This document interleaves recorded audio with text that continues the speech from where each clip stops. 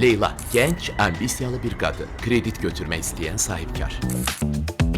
Ramil, əmlak məsələləri üzrə ekspert. Leyla üçün mentor kimi çıxış edir. Salam Leyla, gözlətmədim ki.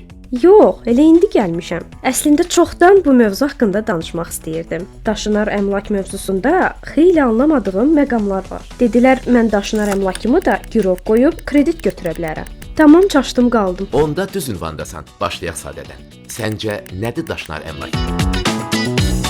İlk olaraq qeyd edim ki, əşyalar daşınmaz və daşınar ola bilər. Torpaq sahələri, binalar, qurğular, ümumiyyətlə torpaqla möhkəm bağlı olan və ondan ayrıla bilməyən əşyalar daşınmaz əşyalardır. Daşınmaz əşyalara aid edilə bilməyən bütün əşyalar isə daşınar əşyalar sayılır. Maraqlı məqam odur ki, bəzi daşınar əşyalar dövlət tərəfindən ayrı-ayrı rəsmi reyestrlərdə qeydə alınır. Məsələn, avtomobillər, gəmilər və s. Rəsmi reyestrlərdə qeydiyyata alınmayan daşınar əşyalar isə daşınar əmlakın yüklülüyünün dövlət reyestrində qeydə alınmaqla kreditorun xeyrinə yüklü edilə bilər.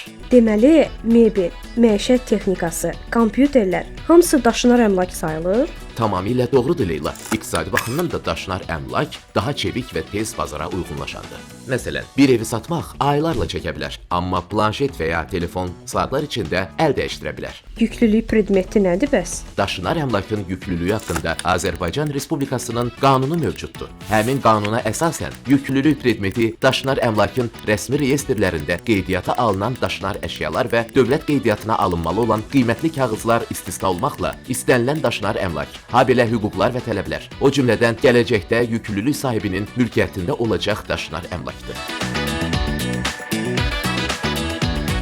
Ramil, indi sən deyirsən, mən kredit götürmək üçün mebelmi və kompüterlərimi rahat şəkildə girov qoyub yeni biznes üçün kredit götürə bilərəm, eləmi? Bəli Leyla, qərarlı ol və daşınar əmlakın yüklülüyünün dövlət reyestrinin üstünlüklərindən yararlan.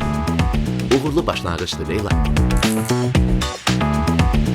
Daşınar əmlak biznesin açarı, inkişafın dayağı.